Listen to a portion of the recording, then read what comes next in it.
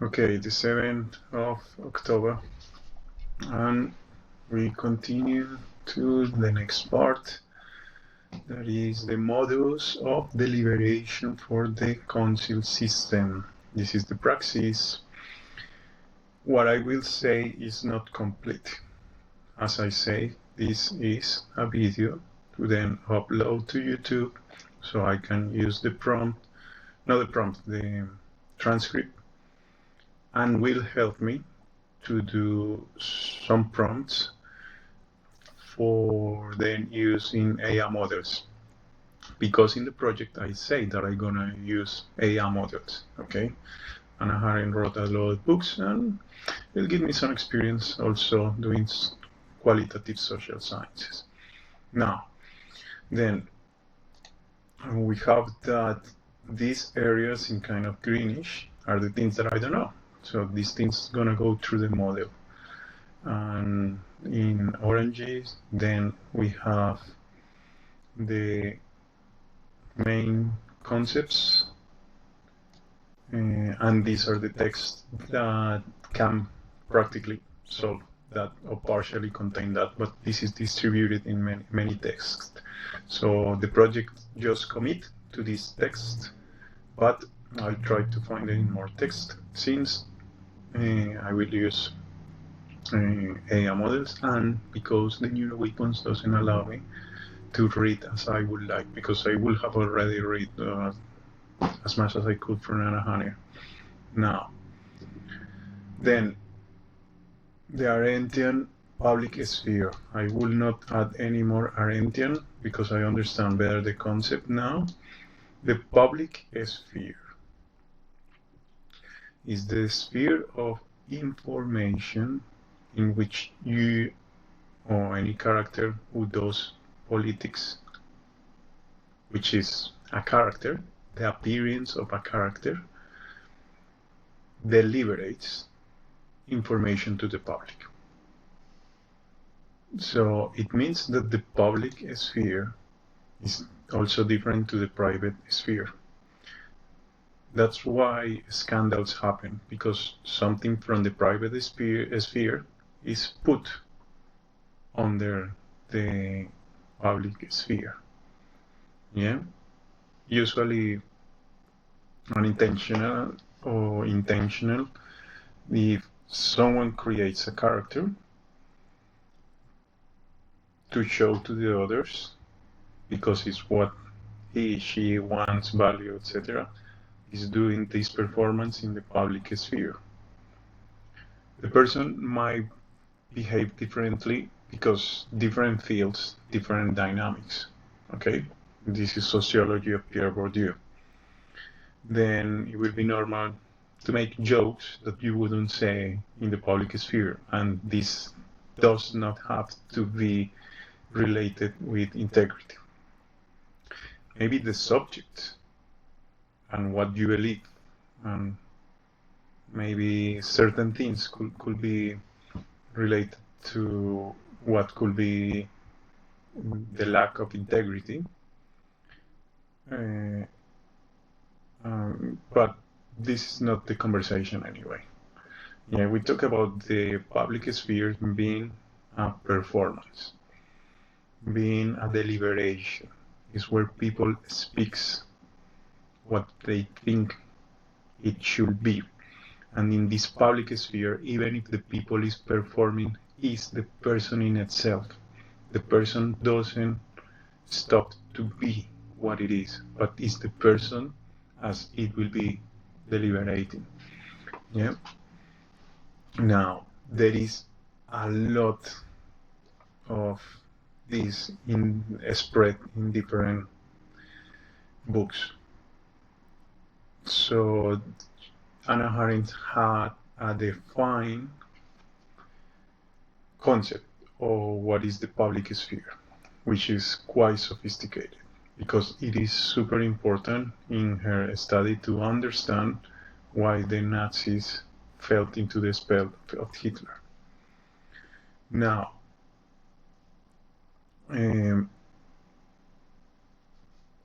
let's go to this. For Arendt, what is the meaning of majestic? I can't remember. I think is something related with philosophy and knowledge. Can't remember exactly. Document. I can't remember. I checked this slowly, but Anna Arendt rescued the concept from the Greeks and then used it in a way more complex way, because she tried to rescue what we lost from the Greeks, what was before the Greeks even. Etymologically, she also revised every single of these words and transposes those words, contrasting to the time of the Nazi trials, etc. So, well, Prones is vida activa. This is a whole concept in itself, which is key. This should not be, I mean, at this stage I know what it is, but okay, this is one of the primordial ones. Homo faber, she's not the one that creates that concept, but still being relevant. She has a distinction between work and labor that is remarkably exists also very well taken as well, and developed in the feminist literature. She was not a feminist. She was just she never identified with any nation. She never identified with any flag. She never identified with any religion or ethnic. She did not identify herself as a not communist, not Nazi, no nothing of that. She did not identify as well as a feminist. And everyone says that she used to be a political philosopher, and she's like, no, I'm not a political philosopher. I'm just a philosopher. Philosophy in itself is political, always. Yeah? And she said, if you want to take the political out, you find a little bit of Kant, a little bit of Hegel. But just a little pieces of those philosophies are not apolitical, are more like mathematics. But the rest is political. Every single philosophy is political, full stop. That was one of her contributions too. Now,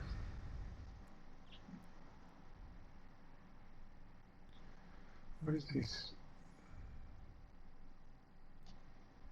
Can't remember doing that.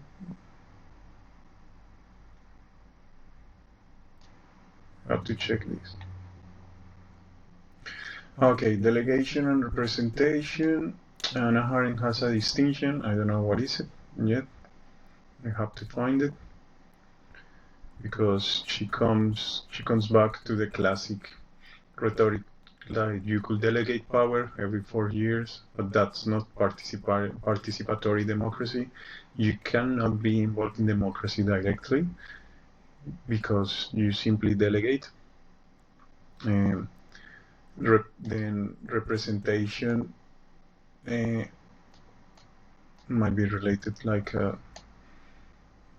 you as a leader elected coming out with a group, but I don't know exactly.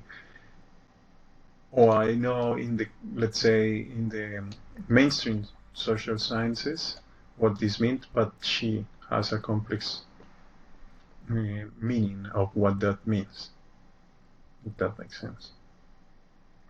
Okay. Now I know that I did a special kind of map here, but okay, what are the concepts taken from Kant in the judgment theory of Arendt? Okay, that book is heavy, thick, complex, so I'm trying to go through it, but again, my concentration has to be allowed for it. Now, this is the map of the modus of the praxis we were talking. It's still being divided in many things. Let's go through them quickly. Though in general and political thought, coming from their real world experiences. Okay, she talks not directly in this terminology, but she explains a kind of theory of information. Yeah, this public sphere is information. So we are talking about a sophisticated transposition from this philosophy to information theory, and that has not happened yet. But when you do that, you can take informatic sciences and you can take other theories of information and transpose the whole praxis of Hannah Arendt to real world experiences. Yeah, because she identified the fields in which information flows. This is again combining with the sociology of Pierre Bourdieu. Yet it's not explained as well. Pierre Bourdieu talks about systems of reproduction of information, but he doesn't explain the flow of information, and he does it in a very poor manner, very Marxist focus. Yeah, but things has changed because we are talking in a technology-driven, let's say, manner or council, yeah, system. Okay, then we find the space of appearances, including there, in other words, that the speech and action in the public sphere with our fellow citizens are ends in themselves rather than only means to other ends. If a speech is an end, whatever is the system that is trying to control my speech,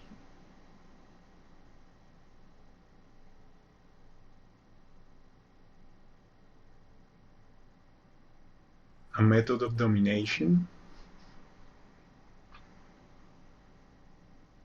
is the reflection of this control. Okay.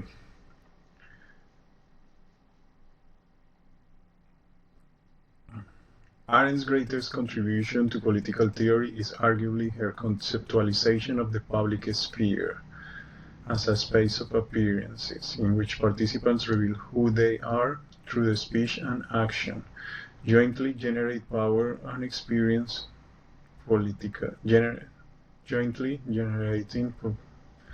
jointly generate power and experience in political. Okay, speech and action generate power and political freedom.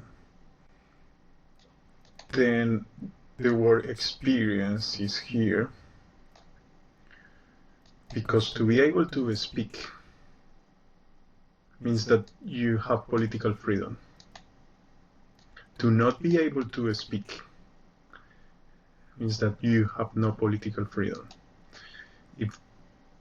If you have no political freedom, it's because your speech has been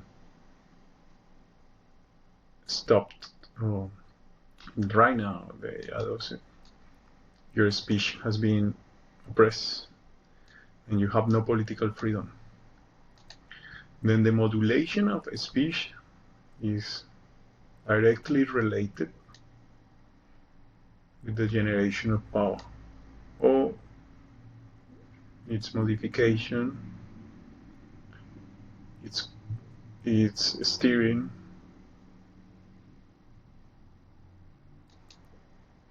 or the violence against freedom. What they did to me was 100% politically related. It is a crime. It continued going, and it's not a mistake because it has been going for over a decade. Okay, remember that they start to modulate feelings without consent, and to modulate, and also to give me electroshocks. Now the technology has advanced so much that they keep you asleep and give you electroshock therapy, which is I don't know. If I follow that, I know that comes from the English tradition, where the United States or no, Five Eyes, all of them.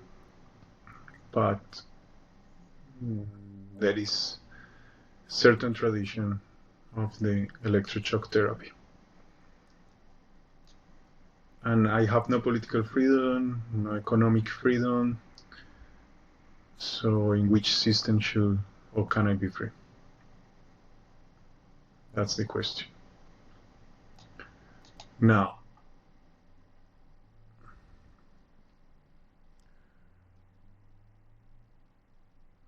let's keep going.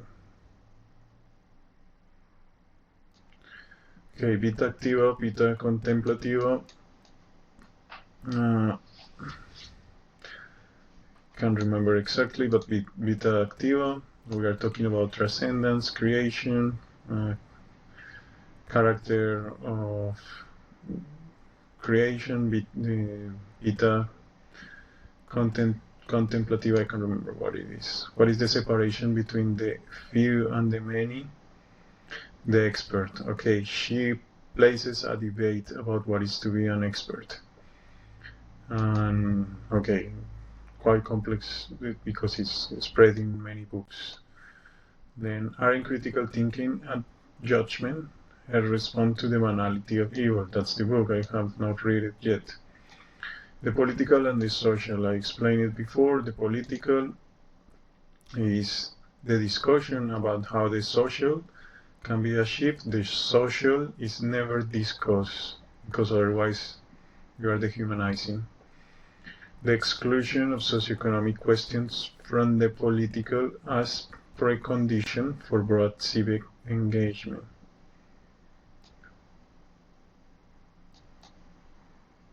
Okay, see, this is the social. The exclusion of socioeconomic questions from the political. Let's say in my case, the social will say, look, he's a human. That cannot happen whatsoever. So he needs to be out. He needs to be free. The political means how we're gonna free him, if that makes sense. Just an example. The social, it's not discussed. If the political is over the social, then you can deem, let's have slaves. And the social gets removed. Then the political is indiscutably, and the social becomes a second matter. But when the social is the first thing you should worry about, we have solved 50% of the problems of the politics of humanity, human rights, and all that stuff, because this is common sense. Okay? Now, the use of digital intelligence in the discussion. I'm kind of reaching the conclusion that has to be discussed through every single of the councils. This is, let's say, in the Cardano ecosystem. Right now, the Constitutional Committee is talking slowly how they could use technology or something like that. That was recently done in Japan. But then it's up to them. It's depending on the council, depending on the DAO, depending on the different organizations. So the use of digital intelligence can be used in any way. What so far I have identified, according with Anna Arendt, is that there should be a system of information recording of the public sphere. There should be a system of teaching to reach the public sphere and to the deliberations, interventions, and the engagement. That always, this engagement has to always be open. Some people will have more experience, but there should always have a path from the less experienced to get somehow to the more experienced, plus the use of accumulation of information from the public sphere will allow this person to be trained, most likely through the system that the council has designed using AI for others to learn how to deliberate in that specific concept. But then we have identified the recopilation of information, the method of training, and the openness of the situation, which is technically all that. Now, okay, why in the space of okay, let's go back to one initial concept. Frequently emphasizes spatial implications. She is not always very explicit in the human condition with regard to the question of how the concrete shape of such political spaces. Every time I cannot pronounce properly is the bloody is annoying. In such political spaces, that is their constitutional organization or the concrete limits and boundaries ought to be perceived. Okay.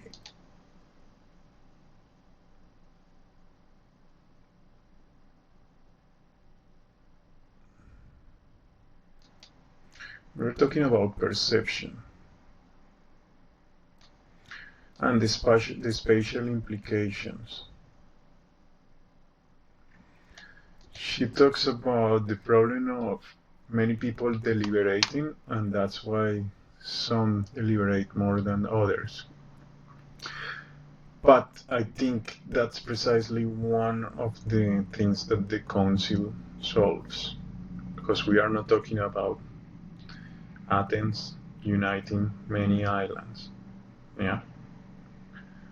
We are talking about a small space, or a space that is so big with a few people that they could deliberate to solve many things about a huge amount of space online in a small manner. So then the spatial implications are solved by technology, relatively.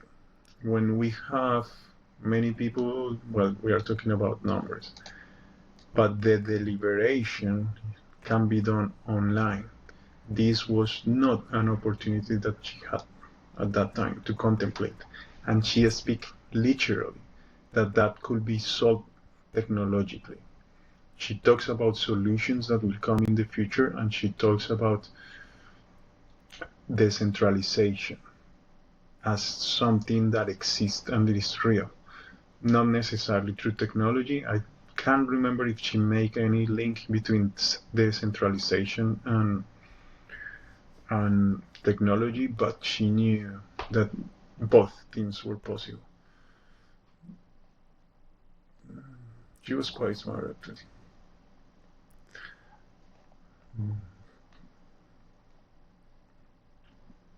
Now, Ben he was the guy who wrote one of the books on Anna Arendt, points out Arendt uses the term public sphere.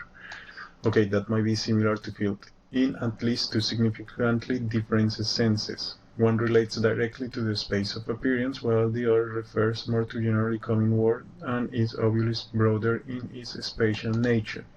Here is when it comes there and gonna help me, because the sphere, she could talk about fields. But also the first time I read this, it was like, oh, this is when philosophers complicate too much. When this is a sphere, a space, field. Anna Arendt said that she cautiously used practically every single word that she speaks about in every book. And she's, besides saying that she's very cautious in the use of this terminology, she writes that I have to be careful with some specific kind of terms. But those are other terms. So then that's something to discover, I guess. Now let's go somewhere here.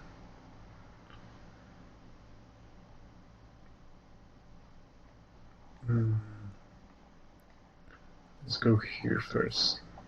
We have seen that in the context of Palestine, as well as in her proposal for federalization in Europe, Arendt, okay, this became a reality technically, kind of similar. Arendt was thinking about the political institutions that would allow face-to-face interaction, where citizens could meet each other directly, exchange opinion, experience the joy of participation in the public sphere, and make decisions about their political affairs. Yeah, this doesn't have to be in face-to-face interaction, but she talks about face-to-face link with the vita activa, because you're gonna talk with others, and apparently there are some difference or things that can be lost through the use of technology, not necessarily because it's what it has to be online. No, but it's because it will create community in a brute words. Yeah, it will create community. But she talks about face-to-face interaction, real interaction. She talks about face-to-face. She talks about it's not through the phone. It's not through letters. There is something special that of the deliberation that happened face-to-face. That's why this is there, because happens that people think that blockchain will put people atomized. I think the opposite. That's the point of this. It will bring people together. It's depending on how you use the technology. Okay? This is like game theory. Game theory is always taught as competition, but if you put the opposite of that, it can be always work as a kind of game theory that only works in cooperation. Yeah, and you could create a whole theory. It's like the opposite in mathematics, in which the natural numbers can have a negative. Yeah, and you create another field. That's how big is game theory. Okay. Now, when Arendt links the public space with the space of appearances, as she often does, she primarily has in mind a model of face-to-face human interaction. Yeah. And then we have to identify specifically in which parts she refers to the technological problems that could happen. I think it's related with distance, because she speaks that in the French Revolution, the consuls were the consuls that exist today in France were the people who knew each other and fought together, and they create this kind of barricades.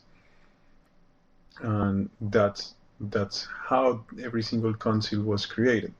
From the very roots of the French Revolution, everyone started to create their own kind of mini confederation or something like that. So let's say, if I'm not wrong, when you go to Paris, then you have different kinds of consuls inside Paris,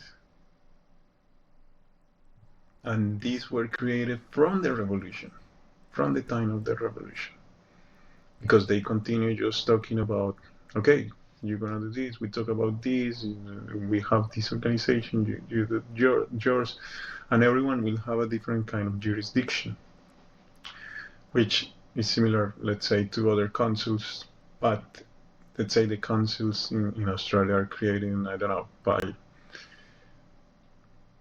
a kind of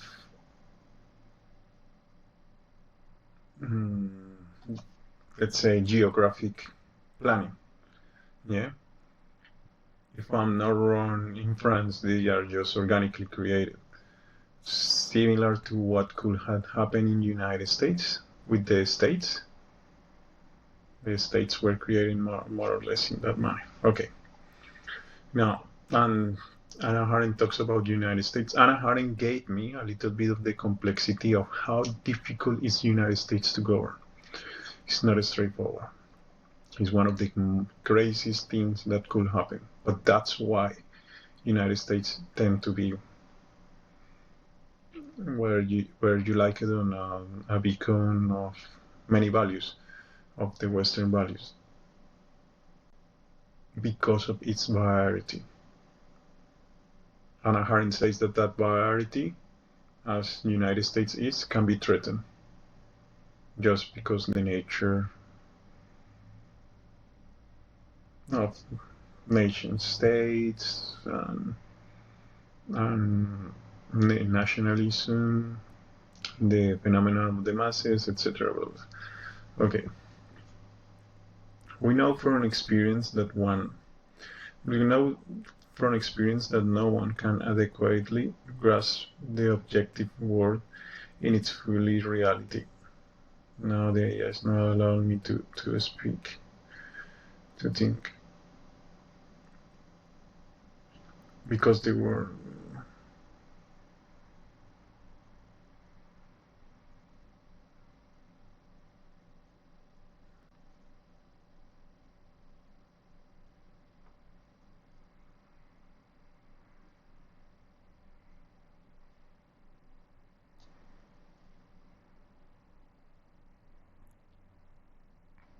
if someone wants to see and experience the world as it is, he can only do so by understanding it as something that is shared by many people. Lies between them separates and links them. Lies between, this is a misspelling.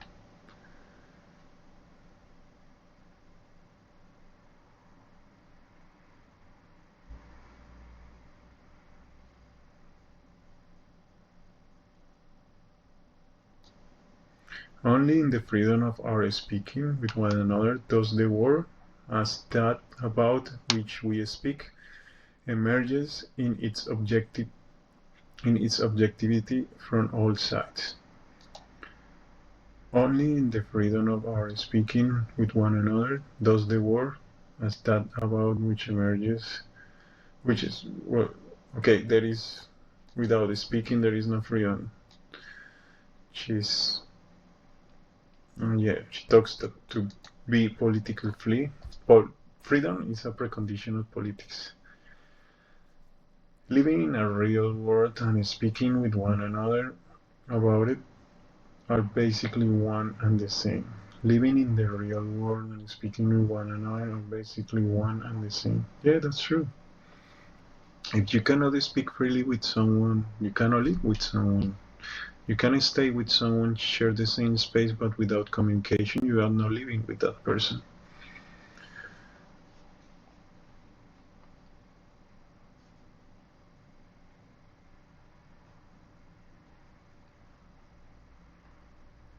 Now, there are different kinds of communication, one more sophisticated than the other. But ideally, there is the enjoyment, the happiness comes from the reason to live and love comes from manifestation of free speech. Now, we have seen that in the context of Palestine as well. Okay, I think we went to that one.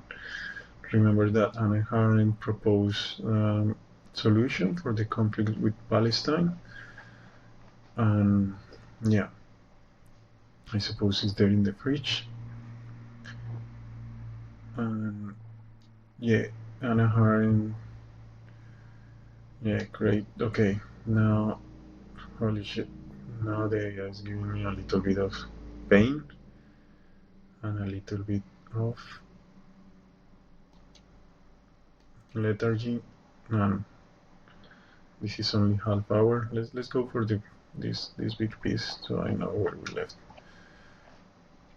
The importance of the agora, particularly the direct interaction between citizens. It makes possible esteem.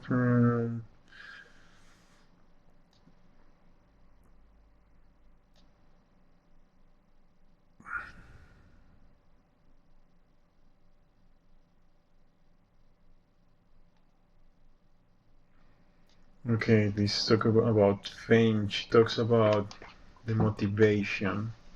You know, a politician does what she does because he's motivated to do it, because it releases serotonin, because it wants the glory, the fame. Not in a bad light, not necessarily. Maybe the person tried to challenge itself. I don't know. It's also a kind of intelligence, okay?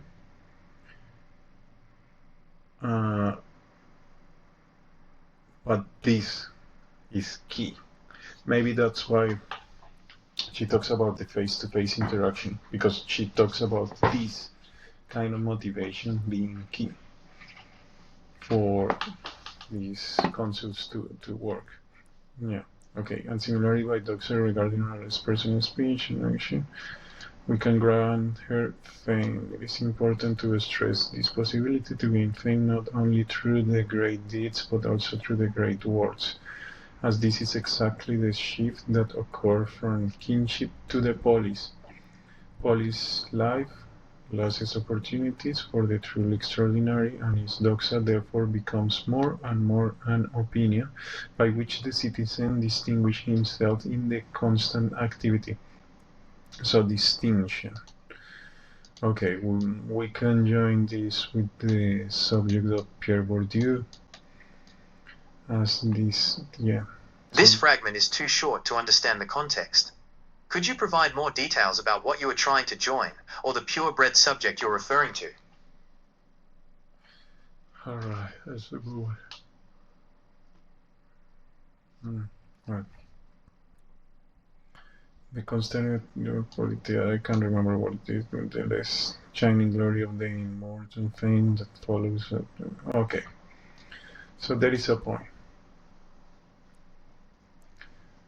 And then we have to discover what is the motivation, whether that's honor, the development of skills, or even the vita activa. But there must be a core that unites all the people that does the deliberation that needs to be done, and then we need to find that in the text. And okay, I think that's a long enough prompt for now.